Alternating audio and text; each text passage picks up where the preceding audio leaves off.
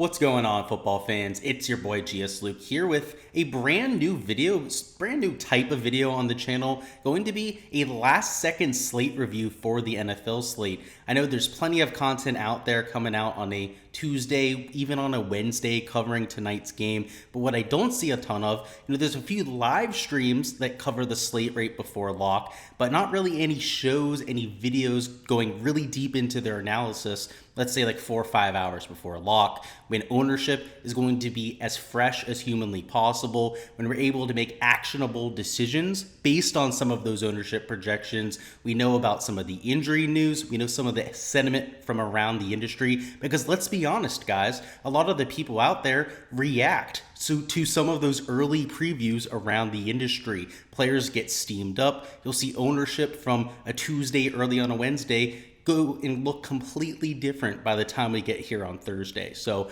that's the idea here. Going to go through the DFS slate for tonight, but also going to go over the Prize Picks slate and 4 of the props that I have my eye on. So on that end, taking a look at some of the value that is opened up throughout the day, whether it's in terms of a sportsbook value, right, based on where they have the lines compared to where Prize Picks has them, or based on matchup in my DFS projection. So a lot to talk about. The best part is, if you're only here for the Prize Picks part, just go down to the description, click on the timestamp that'll take you right to when the Prize Picks section starts. If you're here for the DFS section, just hang around, right? We'll be touching on that first. Catch that, and then I'll get on out of here if you're not, into that Prize Picks sort of stuff. But in either way, guys, a lot to cover here. Let's go ahead and get this thing started. We'll start with a look at the DFS slate, where ownership is always going to be king for a showdown slate. So your chalk is going to be the 2 quarterbacks, and we knew that. Both right around 50% ownership at the flex position. You can see Burrow just under that, right at 48%. You have Josh Allen right around 53% at the flex spot. The real difference here is at captain. A lot more people are getting to a Josh Allen. Inherently, he has a lot more upside with the rushing threat that he brings to the table, both from a yards and a touchdown perspective, and he's on the favored team. So he's getting a boost for both of those reasons. And don't be surprised in higher dollar contests to perhaps see him closer to 25 or even 30% ownership at the captain slot. Outside of that, there's a few tiers of ownership to talk about. Your next up would be your wide receiver ones. You have your Jamar Chase and your Stefon Diggs, both right around 35% when it comes to their flex ownership, right around 12% at the captain slot. And then you have your wide receiver 2 and running back tier. That's going to be like the 25 to 30% range. And that's what you're going to get from these 4, even 5 players if we go ahead and group in a James Cook there. And you can see Mixon definitely getting the most steam out of the bunch. He's the most mispriced player on the slate. He's only 1.7x value though, because he is a running back on the team that is implied to lose this game. So for game script purposes, he gets a little bit of a bump down, but all things considered, 1.7x value isn't the worst thing at the end of the day. That's better value than a T. Higgins, much better than a Singletary, same sort of level as a James Cook. So it's not like you're overpaying for a Joe Mixon. It's that in a Bengals heavy script, if you decide to go that direction tonight, he might be one of the best plays on the slate because he is at that $9,000 price tag. So I want to point that out. I'm personally not going to be huge on the running backs. I do think that Buffalo wins this game. The script that I have playing out for this player pool is a close competitive game dominated by the Bills side. That's why I have an Allen at captain. You see, I have a Diggs, somebody down here like a Gabe Davis at the captain slot. I do think that Jamar Chase, even if it's an onslaught sort of game where it's a 4-2 Bills stack or maybe even a 3-3 sort of thing, Jamar Chase could be the optimal captain. Even with, all of the weapons on that Bengals side, we've had a few games where Jamar Chase has gone for 150, close to 200 receiving yards, 2 touchdowns, and just absolutely nuked it. Sure, T. Higgins has done it 2-3 times over the last 2 years as well, but it's closer to 5 or 6 instances for somebody like a Jamar Chase. So I like the upside there. You're going to have to pay a hefty sum to put him at the captain slot. But the more and more that people rally behind the Buffalo Bills, the less likely they are to use somebody like a Jamar Chase at captain when using a lot of the other parts of that team, right? Let's say you take a Jamar Chase at captain, the instant reaction is, okay, well, I'm going to take a Joe Burrow and probably at least one more wide receiver on that team. Whereas maybe you just use a one-off Jamar Chase and then stack the Bills side on the other side that maybe, scores more points, whereas just a lot of the offense on the Cincinnati side is funneled through one player, right? So I think that sort of game script is more than viable for tonight, which is why I'm still willing to take players on the quote-unquote losing team tonight at the captain slot. Let's go down to the middle tier. This is where you're going to win a GBP. Up top, I mean, the lowest owned player, right, was like a James Cook, 17.5%. Everybody's getting ownership. It's all pretty appropriate across the board. It's all dependent on the script that you're taking. If you think it's going to be a little bit more passing heavy like I do, you might be avoiding the running backs tonight. If you think that the running backs are going to dominate the game, then maybe you're fading one of these wide receiver ones. Maybe you're fading one or even two of those wide receiver twos that are out there.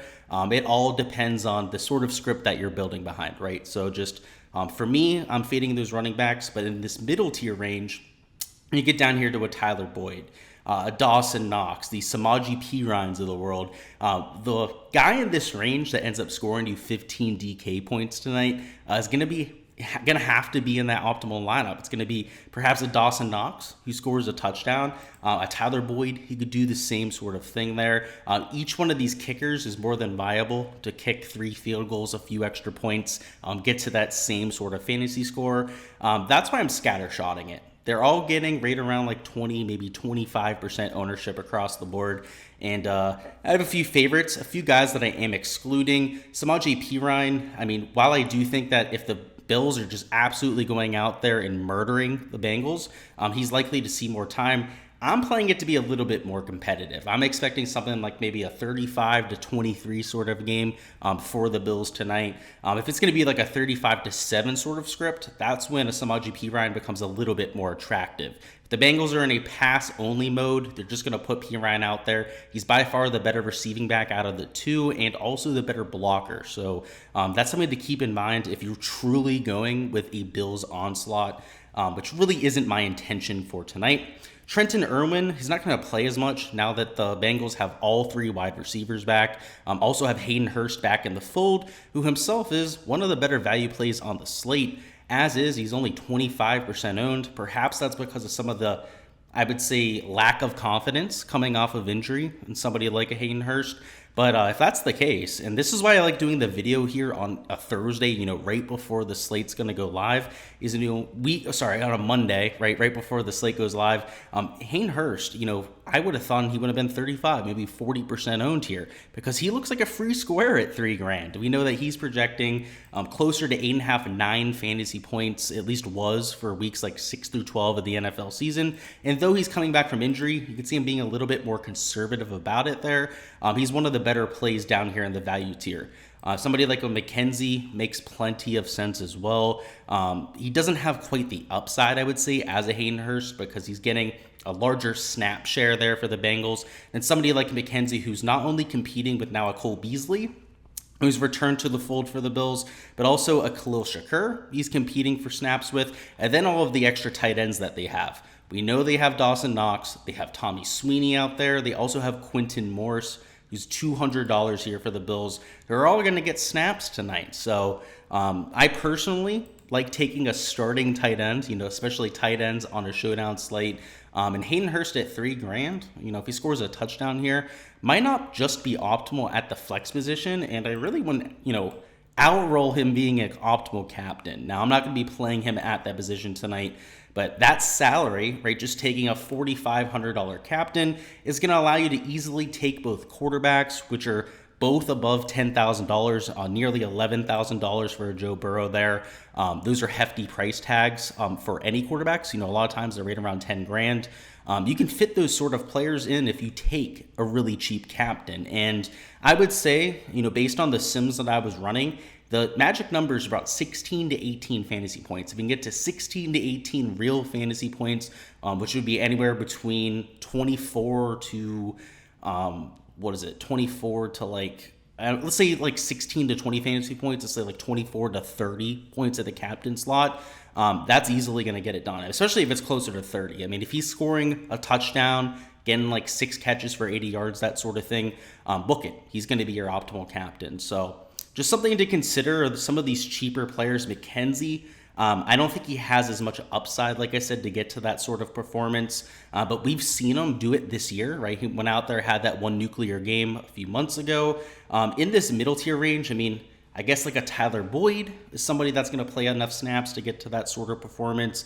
But you're going to have to start paying, more and more as you get up here. A Gabe Davis, right? He's nearly 10 grand at the captain slot. It's not nearly the same proposition as taking a $4,500 captain. So something to keep in mind there. And in terms of ownership down low, it's pretty much non-existent for these super low-end guys. A lot of guys are taking a McKenzie or a Hurst, as you would expect. You're getting not very high ownership on the defenses. They're both right around like 15%. The kickers getting a little bit more attention. They're closer to like 20-25%. To get different is going to be extremely difficult tonight, right? Like the value picks that make sense are getting the ownership. The guys that are more fringe options are, fringe options in terms of their ownership. To get different, I like a Nyheim Hines. I have him at 3% right now. He's going to play passing downs for Buffalo every once in a while. And though he's not going to get a bunch of snaps, they have used him in the red zone already, even as a recent addition to the team mid-year. So he's $1,200. I don't hate him at flex. And Khalil Shakir, too. We know that he's going to play like maybe a 20, maybe 25% snap share out there tonight. He'll be competing with both a Cole Beasley now, which is kind of the downside. He wasn't competing with Cole Beasley at the beginning of the season when he had some of those pop performances, but he would be a lot higher owned than 4% if Cole Beasley wasn't in the mix at this point. It'd probably be more expensive too. You'd probably be closer to like 25 or even $3,000 on this sort of slate. So there are ways to get different. If you want to get different in terms of your lineup construction, I think that makes sense too. Maybe fading one of the quarterbacks. I mean, that's a quick way to box out 60-70% of the field, depending on what contest that you're in. All of those are ways to get different and things that you should consider when making your DFS lineups. All right, and now on the prize pick side, let's go ahead and go through 4 of the props that I'll be playing for tonight's slate. The first one I want to get you guys' attention to is a Joe Burrow passing yards prop at 283.5 yards. I have him projected for closer to 307 yards. And in this matchup that I think is going to be a shootout, both of these numbers, even the 256 there for Josh Allen, I don't want to use the word free, as so many jabronis out there in the community like to use, but it's pretty much true here.